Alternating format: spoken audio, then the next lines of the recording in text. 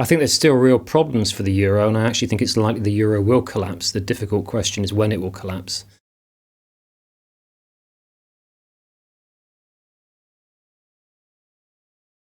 The Eurozone has real problems because it's locking very different countries into a single currency, with a single monetary policy regime and tight fiscal rules. That creates real problems for many of the countries of the Eurozone. The way they really need to get out of their problem is to actually devalue their currency, to have a lower exchange rate and to have looser monetary policy. They're really caught in a trap at the moment. Really, for the Eurozone, it's got really two options. One, it has an integrated fiscal system where you have a European tax and spend system, not fiscal rules, but fiscal integration, as individual countries do. That's very unlikely. If you don't have a fiscally integrated system, then the next choice is really you have single currencies and the Eurozone will collapse. I think the Eurozone might stagger on for a few more years, but eventually it will collapse. And we've seen this in the past. We've seen historical precedents for this. If we go back to the 1920s, we had something called the gold standard. Virtually the whole of the world economy was locked into the gold standard, basically a fixed exchange rate regime. Once one country decided to leave, the whole system unravelled. And that country was the United Kingdom in 1931. I think it's very likely the Eurozone will collapse. The very difficult question is knowing when. I actually think if the Eurozone collapses, it will be a problem in the short run.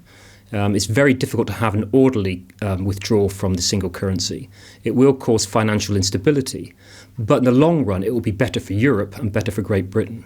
Because if individual countries have some control over their macroeconomy, they can generate economic growth. And a stronger Europe will be one which is a growing Europe. And that will be good for Europe and good for the UK because it's one of our major trading partners. Europe's really caught in a bind, particularly the Eurozone is caught in a bind because the Eurozone regime really requires austerity because countries are locked into this single currency and a single monetary policy, with much of the policy determined by Germany. Really, these individual countries are locked into this system and austerity is very much the only option they've got until the Eurozone collapses.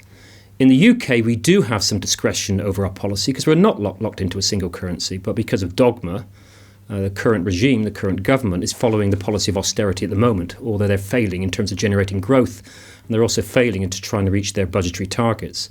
We can look at other countries, say the United States. They've been adopting more of an expansionary policy, more of what sometimes people call a Keynesian policy to deal with it, and they have had better growth of their economy and had better success in generating jobs. I think Keynesian policies would actually work. I mean, there's very little intellectual rigour or sustained empirical evidence to show that austerity works. We've had a number of arguments put forward in the past, and they've all shown to be flawed. Really, what we need to do is to get the economy going again. It's unlikely to come from consumers. It's unlikely to come from firms who are unlikely to invest if they cannot sell their products. We really got to put to government to try and get the economy growing again. The importance of growth is it improves living standards, it improves the quality of life. It can improve what the goods and services we can buy, it can improve the education and health. And the particular problem at the moment is that in terms of austerity, in terms of economies that are flatlining, is that we're not all in it together. The real people who are suffering from austerity are particularly the unemployed. This is a real problem in the Eurozone countries, particularly for the young. The young under 25, many of them cannot get jobs. And if they cannot get jobs now, they may have real problems getting into the labour market in the future. So it's not just about the dry GDP figures. It's not just about dry economic growth statistics. What's important is that it does affect the quality of people's life. And particularly the problem now is unemployment in the Eurozone area. There's a big discussion about happiness. We need to move away from GDP, which is, of course, a flawed indicator. GDP is a flawed indicator. And then we should move to other indicators such as happiness.